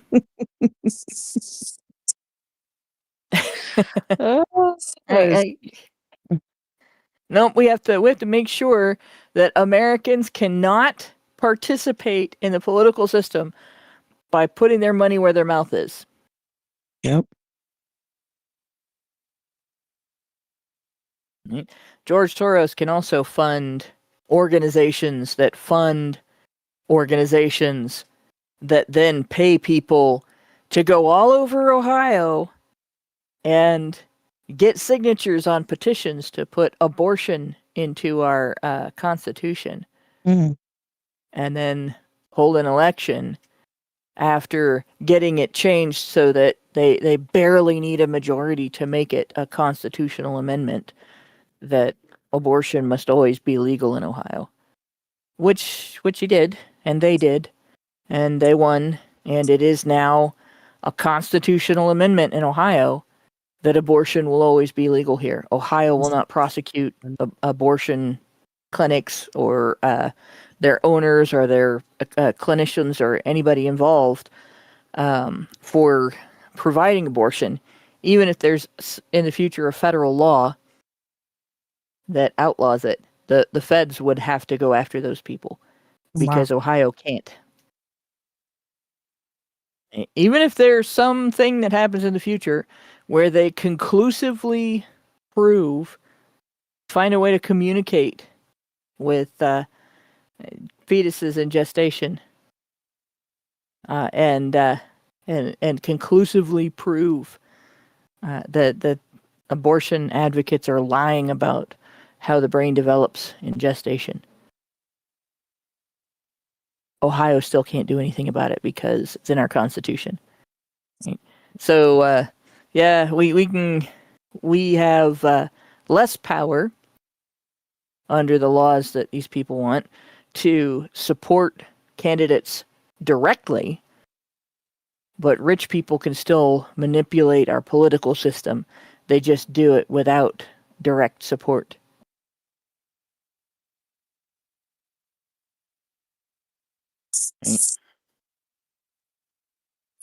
What else they want to do? Campaign finance disclosure laws. All right, so that I am for campaign finance disclosure laws. The one caveat is that they should have, it should be a higher penalty if you're caught attacking someone for donating to a campaign than if you just burglarize them on the street. Mm-hmm. Right? Because you're violating two things. You're violating that individual's right, and you're also violating the American principle of free elections. Yeah. So you're engaging in election interference. If you're caught trying to intimidate voters by using any type of like violence, threat to their employment status, any type of public shaming. Oh, this person supported this candidate. We're going to publish it in the local newspaper and embarrass them. We're going to shame them for it. We're going to pressure their employer to fire them, pressure their school to kick them out, pressure whatever, socially isolate them, any such thing. Any measures you take to punish someone for supporting a candidate should be punishable under the law. Like, yep, they can't hide the fact that they did it. Nope, you can't punish them for it because it's supposed to be a free and fair election. And you don't have to agree with them, but you're not allowed to take away their right to do that. Yeah, I agree with that. We should all know but they won't do that. They'll pass those disclosure laws, but then they'll turn around and say, well, free speech has consequences. If you donate to Donald Trump and somebody comes to your house and burns it down, that's just a consequence. Yeah. Maybe you shouldn't have donated.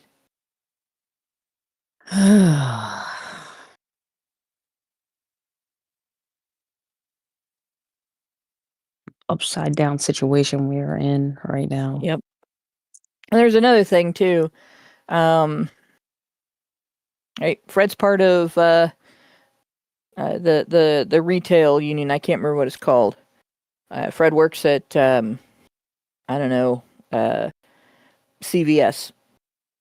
and CVS is a unionized company.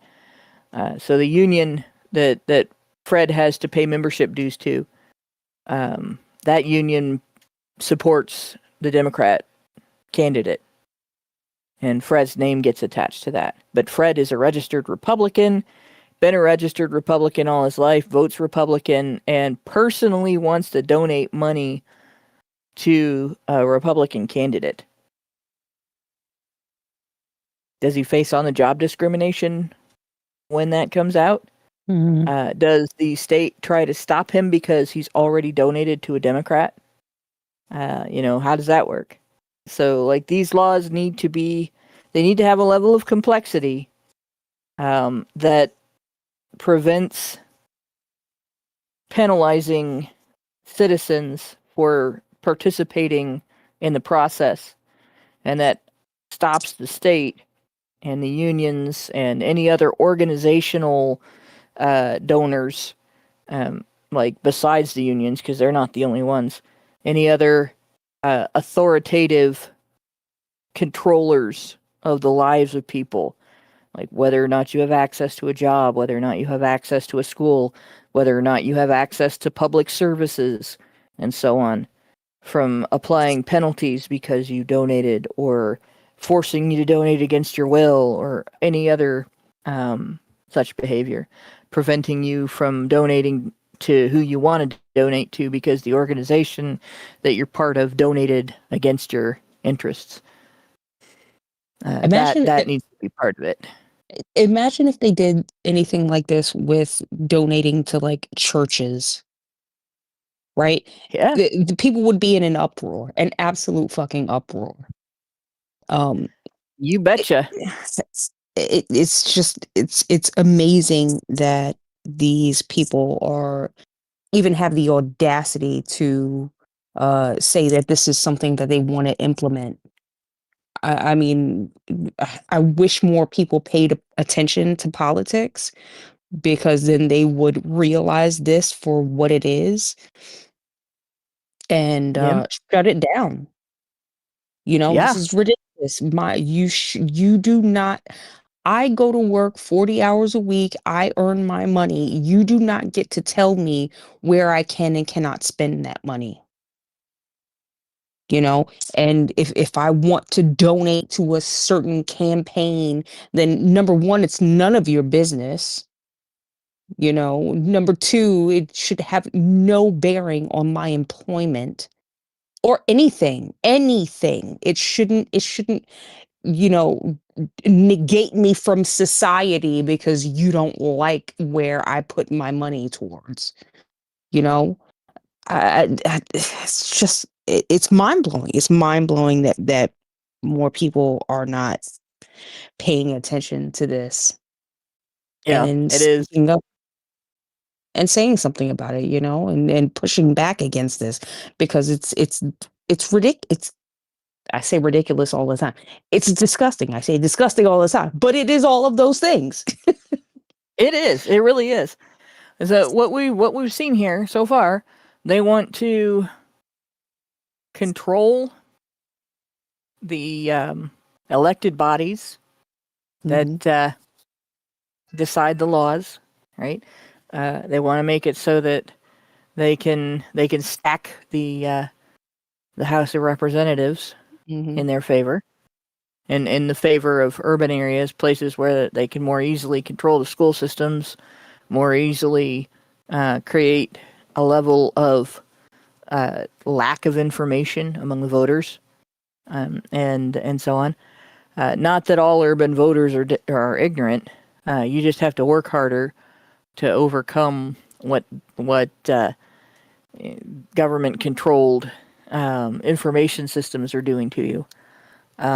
It takes effort. It takes more effort to not be ignorant in the city than it does to not be ignorant in the country. You would think the opposite would be true, right? Based on per capita access to local libraries from walking distance from your home, but that's not the case. Mhm. You know, so they want to control that. They want to control funding, and which directly controls communications from your representatives. They want to control how you vote, like the method by which you vote, and therefore make it more easily controllable what the outcome of the election is. They Mhm. want to insist on controlling how you support your candidates. And now they're talking about passing clean election laws for federal, state, local elections through mechanisms such as public matching donation systems and democracy vouchers, which amplify the power of small donors. So if their candidate isn't getting the money and support that they think their candidate should have, they want to use the tax dollars of people who donated to their opponents to give them equal communication power. God. So let's say, How is this democracy again? yeah, let's say you have a candidate like Trump with the popularity of Elvis, but who isn't necessarily as polarizing as Trump. And it's not that Trump himself is polarizing; it's that the media's attitude toward him has been. But let's say that doesn't happen. That the media fails at polarizing the country in regard to this candidate. This is the Elvis of candidates, the Michael Jackson of candidates, right?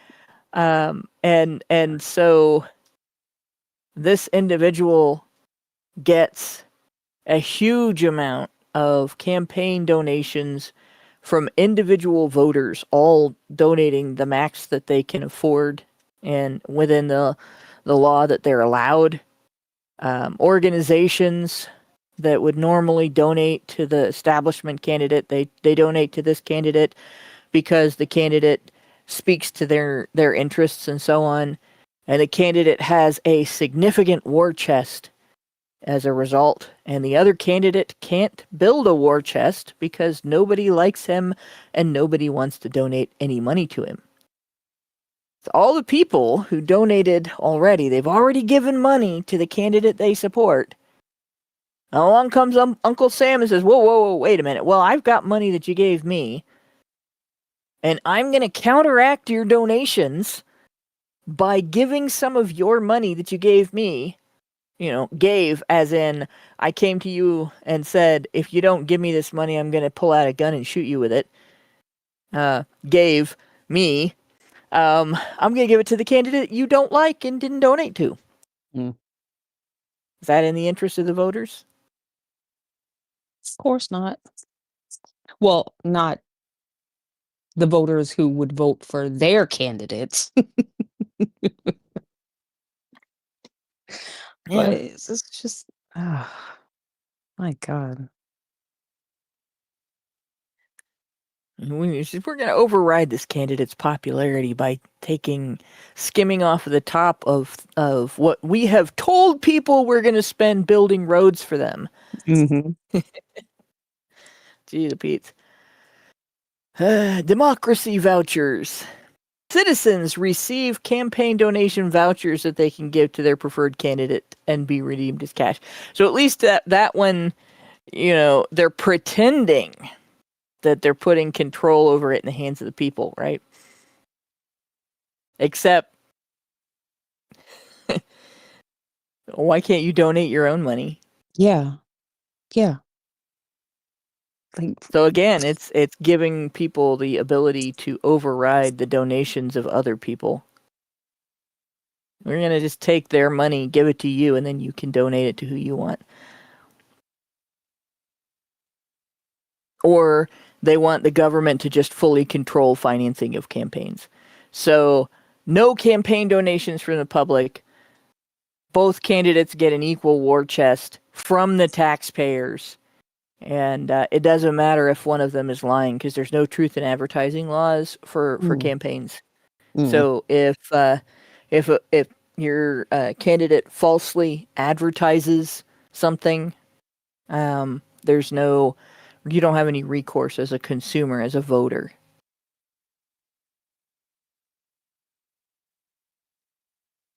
So much democracy. It's wonderful. And this is why we don't fucking live in a democracy. We live in a republic. Yeah. God, yeah. Why can't they?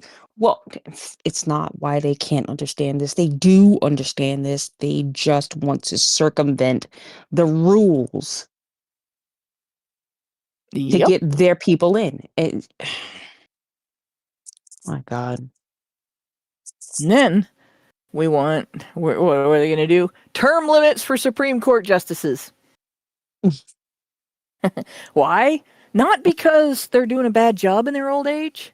Not because they become outdated, right? The Constitution is not something that gets outdated. But because they don't want a situation where one president gets to appoint multiple judges, even though there are checks and balances on how that appointment takes place. They don't want a situation where a judge they don't like is in there for a lifetime. They don't want essentially the people's choices of who gets in there based on who they choose to potentially appoint.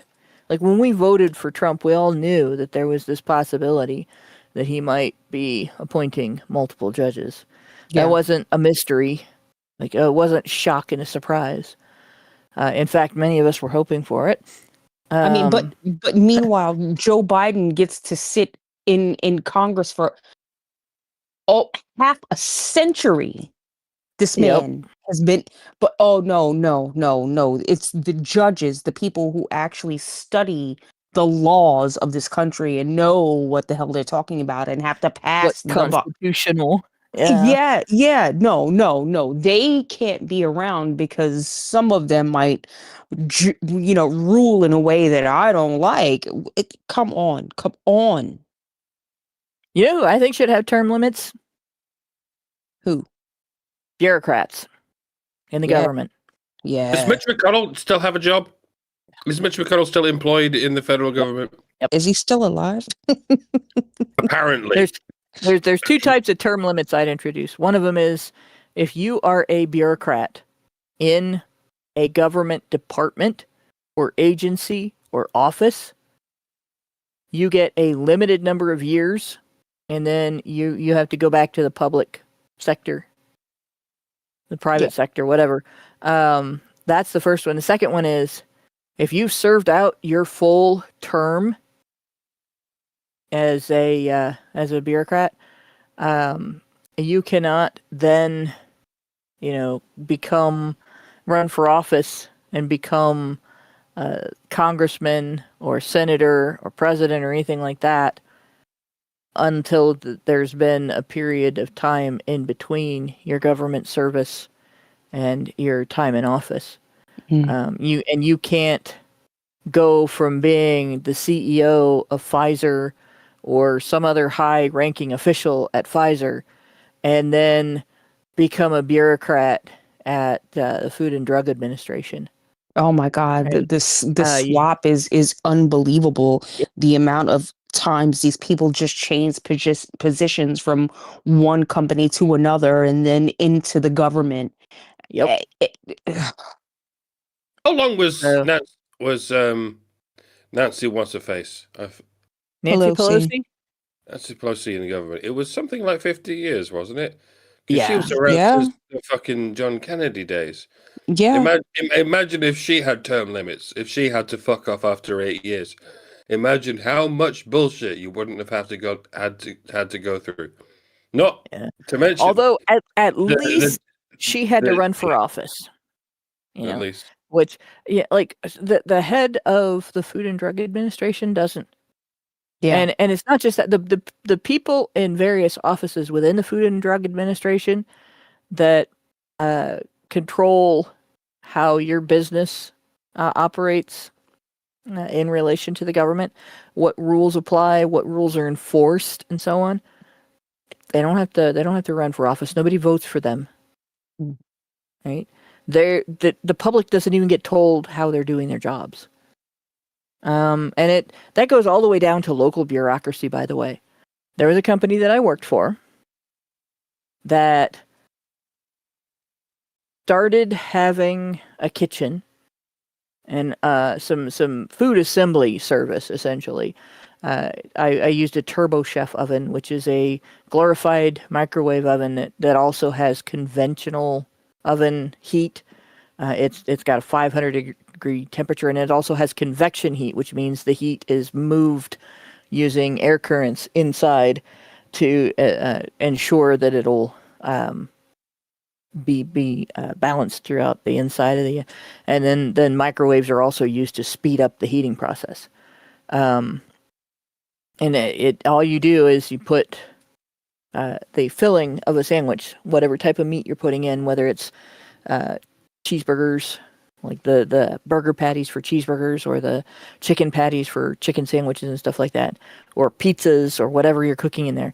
You put those in there for a short amount of time, and you have pre-programmed buttons to push. So it's not real cooking. Right? This button says pizza, you hit pizza, and you hit how many are in there, and it does it automatically. Or as my husband likes to say, automagic. And then you pull them out, and you have assembled. You have to put the sandwich together, or you have to put the pizza in the pizza box. It's really, a gas station employee can do this. Right? You don't have to be a chef, so it wasn't anything fancy, right?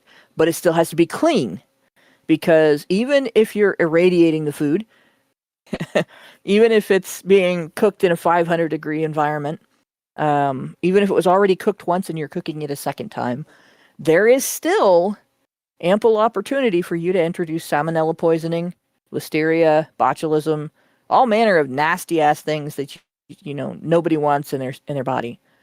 And to avoid that, you have standards and practices that are known standards and practices to follow in order to prevent bacteria from being introduced into the food and bacteria from surviving on the food.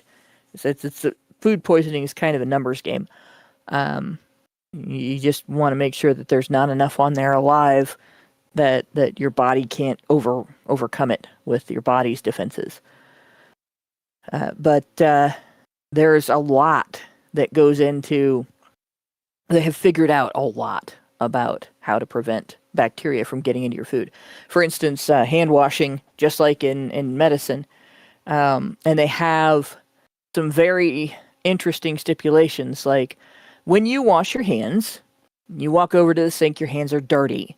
And whatever's on your hands that you don't want to get on things that you're going to touch after you wash your hands is on there when you turn on the faucet. So if you have a faucet that you have to grab with your dirty hands to turn it on, and then you wash your hands, and then in order to turn off the water, you have to grab that faucet that you just got dirty with your dirty hands, you are now recontaminating your hands, which kind of defeats the purpose of washing them, especially if you just touched raw chicken or raw fish or something like that, right? Something that has salmonella, or listeria or any other type of nasty, germy death sitting in it. And so the health department, when they come in and they look at your kitchen, they want to see a hands-free, a grip-free means of turning your faucets on. And it's nice if you have something that just automatically turns on, but if you have to have handles, you have to be able to manipulate them with your arm, your wrist, your elbow, and you shouldn't have to grab them with your hands to manipulate them. So usually that means the type that has a little wing sticking off instead of a grip. Right? And if you don't have the right one, that's some points off of your score. They can suggest that you really need to replace those, right? And there's a whole bunch of little things like that. If you have a freezer in there, it's got to have wheels on the bottom because you got to be able to move that freezer so you can sweep and mop underneath and then put it back. Because otherwise you can get a buildup of dust and dirt, and that can get in the food. All kinds of little things like that. What types of gloves you have, how much hand sanitizer, how available the hand sanitizer is, where it is in relation to the food and the sink and so on. All kinds of stuff. What your personal protective equipment is. Every single thing. You go in there, when they come in there, they come in with a clipboard that practically has a book on it that they have to check off little boxes. And so this organization, this company, they had hundreds of stores in the area where they were starting this food program. And we had gotten the okay to start on a particular day at a particular time. This is when you can start cooking and serving the food. Not a minute before. Everything will be ready then. This is what you have to accomplish prior to that. And, the day before they come through and they take off all their boxes, okay, you've done everything you're supposed to do, right? So everything was great. Day of, one store out of the hundreds started like 8 hours early. And they offended the gods at the health department. How dare you? How dare you start 8 hours early? We said X o'clock. You said Y o'clock. We are the authority. Guess what we're going to do? So they sent them back. Every evaluator, right, comes back to the stores that they had looked at before and went through, and every place where they had said, well, this is good enough. It doesn't actually meet the standard, but it's so close that we're not going to dicker over it. They dickered the fuck out of everything. And at our store, where they had okayed a whole bunch of things that were borderline. And I didn't know this until afterward. Whole bunch of things that were like, well, you know, you don't have a full 6 feet of open space in front of your electrical panels, but somebody can get to them with the fire extinguisher, and it is close, so we'll let that slide, right? Just little things like that. They unchecked all of those boxes, gave us 24 hours to fix it. On our paperwork about our kitchen, they wrote, "Clean this whole room." Like it was, if it was that bad 48 hours prior, and they didn't write that on there, but they did because they were offended. That tells you something, right? Yeah. And I got 8 hours of overtime out of that because they basically said, okay, who's the OCD person? Oh, that's Hannah. All right, let's send Hannah, sick Hannah, on that room. And I did. I cleaned that whole room. And this is the worst part. Okay, I get done. I just get done. I had initially they gave me like 3 or 4 hours, and I had it sparkling. It like. The Iron Chef would have been like, yeah, I can cook in here.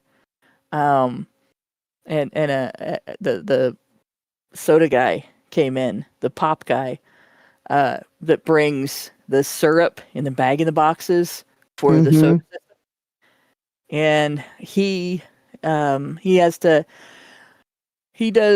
a couple of different things. One of them has to do with calibrating the R2 unit, which is where the R2 unit in Star Wars got its name, I'm pretty sure. Which it's the carbon dioxide insertion that makes the pop fizzy, basically. And he fucked something up. I don't know what he did, but it caused an explosion of cola syrup. Oh my god! That reached from one end of the room to the other, covered from head to toe. The man was dripping. Like, he looked like he had been tarred and was about to be feathered. I would have been so pissed. Oh my god. And it, like, splattered the ceiling. Got all over, like, we had it got all over the electrical panels, got all over my freezer. And so I got another 6 hours of overtime out of that. Like, I got to clean my total overtime that I received was 8. But this poor guy, and he looked at me and he was like, "I'm so sorry." And I didn't tell him that I had the health department coming in. I just looked at him because, like, you look at this, you can't imagine how sad and pitiful this poor guy looked, just standing there coated in. This stuff is sticky. If you just spill your pop on the floor, it's sticky. But the syrup, is it when you get your pop, 1/5 of it is that syrup, and the other 4/5 are the soda water. So he got straight syrup. Be like if somebody just opened up a barrel of any kind of pancake syrup and dumped it on him. Oh my god. I couldn't be mad. Like, this guy was, and he had to drive home like that. Oh no. And we weren't anywhere near like a truck stop or someplace where he could go get a shower. You know, if I had lived across the street, I'd have been like, "That's my house over there. Here's the key." I'll let my husband know what's going on. You need to go get cleaned up. Here's some extra clothes. Like, but yeah, this poor guy. But the next day when the health department came in, I still had that kitchen spotless, like, completely. Wow. And they still dinged us on stuff. Oh my god. Like there was still stuff there. Like we want you to, it's going to be okay. You can still do your start, but by that date you have to. And one of the things they dinged us on was the faucets, not the faucets, but the sink handles. Mm-hmm. Like, and it was because we were supposed to do that, and they had told us to do that, and the company had told them that we did that, and they hadn't checked, and we hadn't done that. So, yeah, your officials in your government that are supposed to be protecting you from things like food poisoning and bad ingredients in your food and poor construction on, say, the system that transports flammable gases into your house to keep it from being cold. So you can run your furnace, run your stove, run your water heater and stuff.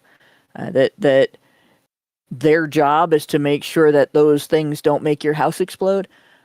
Whether or not the officials in charge who are supposed to be making sure those people do their job right, so you don't suffer consequences of them not doing their job right, they care more about whether or not their authority is respected than they do about whether or not they're doing their job. Yeah.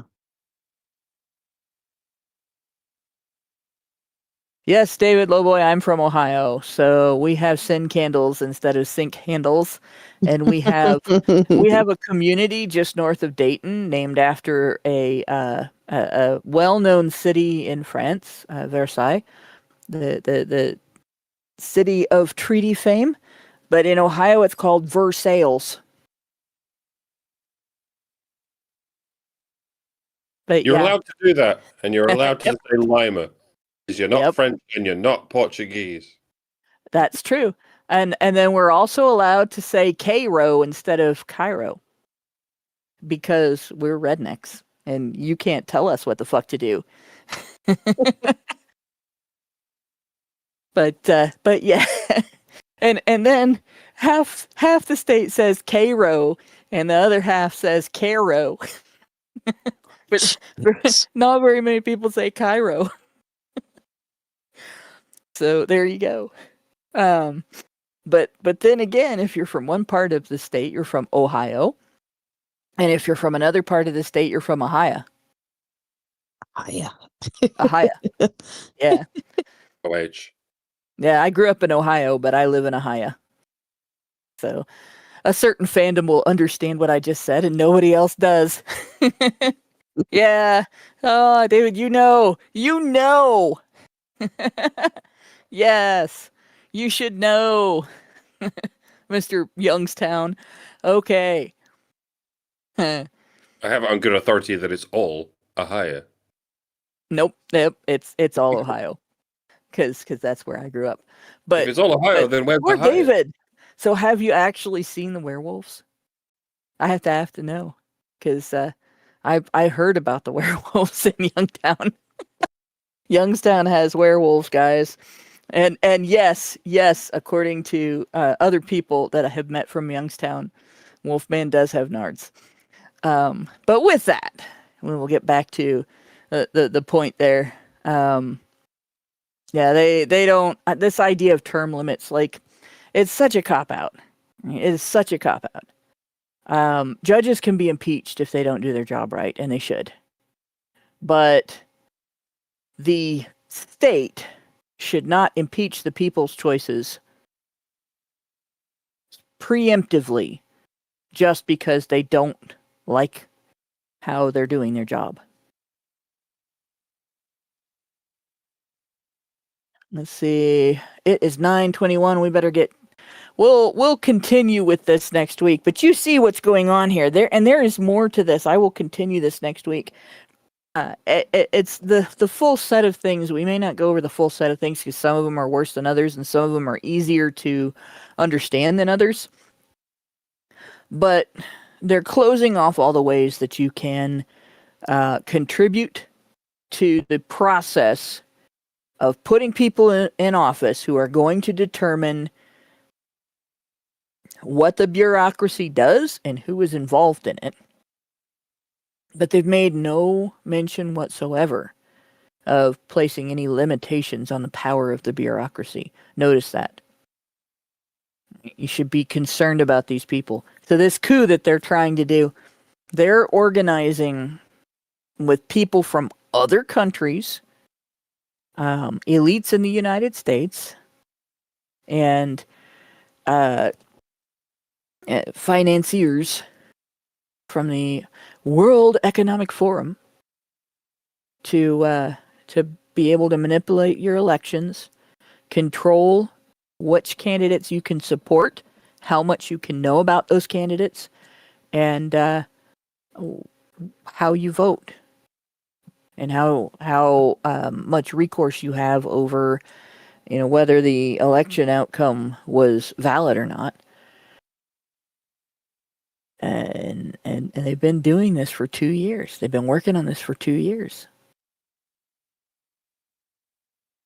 So we'll talk more about this next week.